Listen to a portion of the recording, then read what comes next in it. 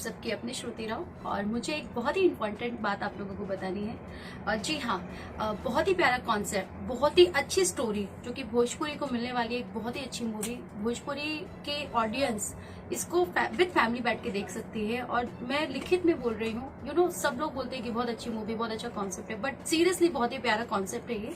लिट्टी चोखा जो कि इसको प्रोड्यूस किया है प्रदीप के शर्मा जी ने, जो कि बहुत ही प्रयास कर रहे हैं वो दिन पे दिन कुछ ना कुछ अच्छा कॉन्सेप्ट लेके आने के लिए।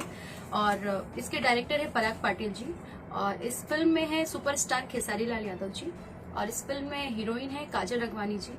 और मैं यही कहना चाहूंगी आप लोगों की, मूवी आ रही है 31 तारीख को सुबह 7:30 बजे RDC चैनल पे। आप लोग प्लीज इसको जाइए और इस चैनल को सब्सक्राइब कीजिए, और चैनल ज्यादा से ज्यादा शेयर कीजिए, और कमेंट बॉक्स में इसका फीडबैक दीजिएगा। जस्ट बिकॉज ऑफ पूरी टीम ने बहुत ही हार्डवर्क